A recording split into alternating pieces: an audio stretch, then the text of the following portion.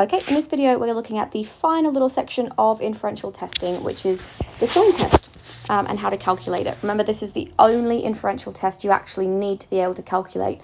All of the others, you just need to know the conditions where we would choose to use this inferential test and how to interpret significance. But for the sign test, this is one that you do actually need to be able to calculate.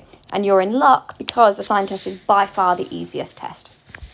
So let's just remember the conditions that are necessary to use the sign test. So a sign test is used when we're looking for a test of difference. So we're looking at an experiment where we're comparing the difference between conditions on the DV. We use the sign test when we're looking at a related design. So our data is related, which means that we're either dealing with a repeated measures design or a matched pairs design. If you could just make sure that that is really, really clear in your notes, this is used for both repeated measures or matched pairs, the two related designs. And then finally, we use the sign test when we're looking at nominal data. So data that is categorical, data that is discrete, data that is nominal. So with that in mind then, let's have a look at how we calculate the value of S. These are the 7 steps. We have already, when looking at how we determine significance, looked at steps 4 to 7. So actually all we need to really look at here and learn is steps 1 to 3. And it is super, super straightforward. So let's take a look at an example. So here we've got a slimming club. They believe that their new weight loss program works. So they record the weights of 10 members.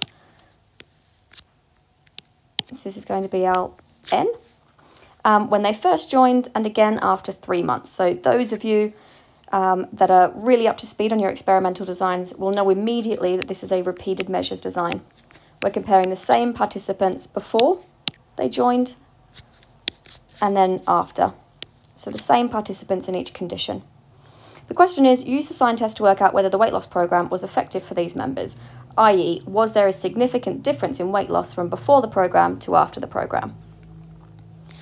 So this is what we do. So we gather our data. Here we have our members. Remember, N was 10, so we've got our 10 members there.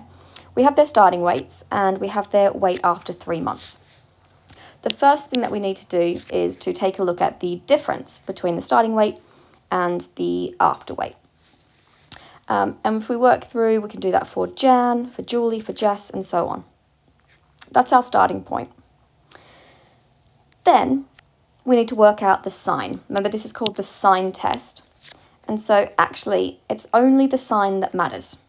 These numbers, in reality, 6, 23, 1, don't really matter to us with the sign test. All we want to know are the signs that we're attributing to these numbers.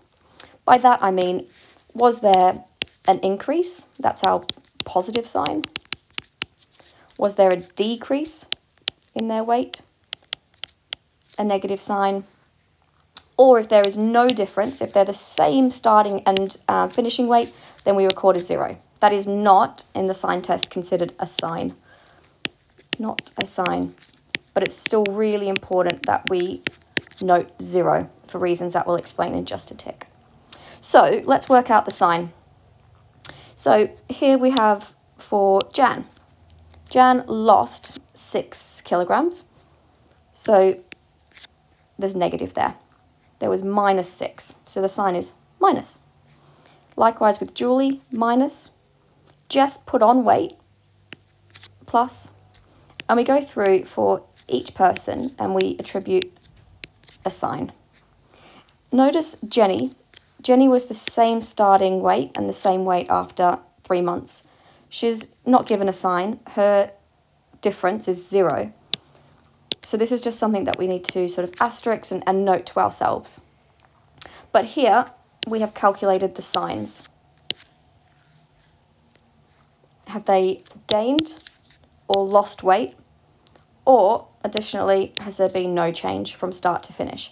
And remember, this could be the case for anything. It could be, did they remember more or less after learning a mnemonic?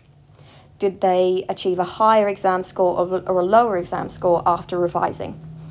And so in the repeated measures design, we're typically taking a starting measurement and a finishing measurement and seeing what the difference is, greater, lower, faster, slower, more, less, and attributing signs to each participant. So that's our first step. We've attributed those signs. Then we calculate S, and you're going to laugh because this is so basic, it's almost unbelievable. For the sign test, we use S as the symbol, as our calculated or observed value. You'll remember those terms when we looked at determining significance. So for the sign test, S is our calculated value. The way that we calculate S is by adding up the total number of plus signs. We add up the total number of minus signs, and then whichever of the two is smaller, that is our value of S. So if we go back to our table here, the number of plus signs, we have 1, 2. We have 2 plus signs. The number of minus signs, we have, I'll just do this in a different colour, 1, 2, 3, 4, 5, 6, 7. We have 7 minus signs. So S is the smaller of these two values. So in this case, for this research, S equals 2. And I know that's really simple, but that's as easy as it is. What you need to do in your exams is to make sure that you're showing how you calculated this. And so we would need to show for 2 marks in our answer, 1 mark for the correct value of S, and 2 marks for saying minus equals 7, plus equals 2, therefore S equals 2. And that's how we get full marks for the sign test. That's it. Simple as.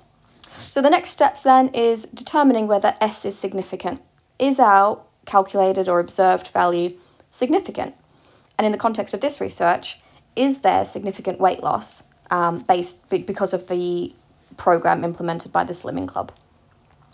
So how do we do that? In order to read the critical values table, we need to know the value of N. N is our number of participants. In the sign test, we scrap Jenny.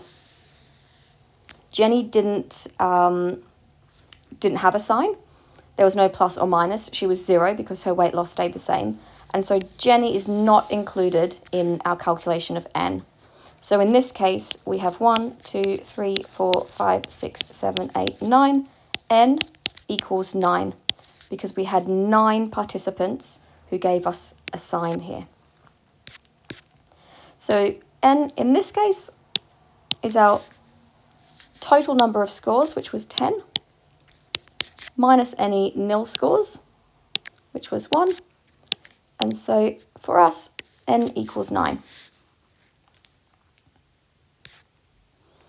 Of course, to read a critical values table, we need to know whether our hypothesis is one-tailed or two-tailed. Is it directional or is it non-directional? For this research,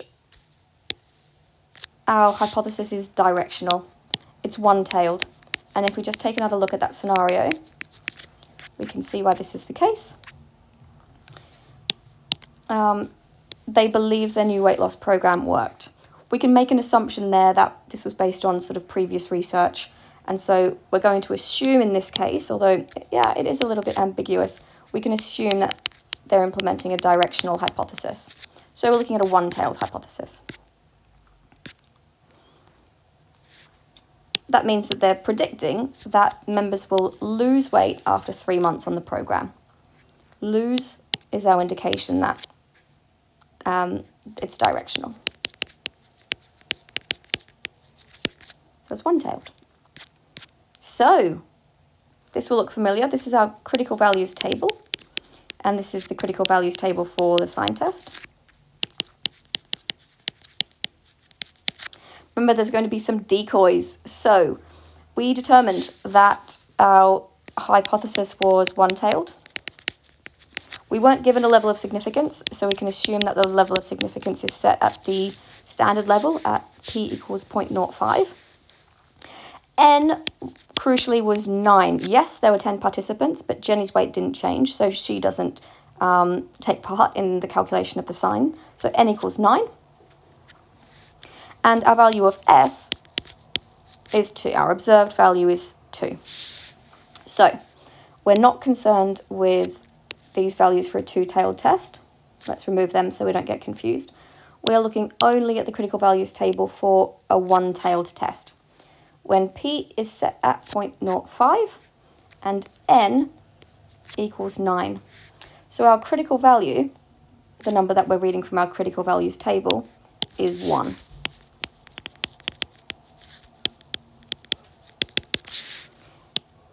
We can look here at our statement at the bottom. For the sign test to be significant, the calculated value of S must be equal to or less than the critical value. In this case, our calculated value of S is greater than the critical value, so the weight loss program does not lead to a significant weight loss. Our finding is not significant. So these results are not significant as the calculated value of S, which is 2, is greater than the critical value of S equals 1. So how do we write this up as a result statement? We should have lots of practice doing this by now. The result is not significant because the calculated value of S equals 2 exceeds the critical value of 1 when the level of significance is set at 5% for a one-tailed test when N equals 9. So we've got all of the key elements there for reporting our data. And that's it. That's our sign test. Really, really straightforward. It is a very simple test. It's not a particularly powerful test because we're looking at nominal data. But it is a really quick, easy way to calculate significance if we're looking at related data in a experimental design, i.e. a test of difference.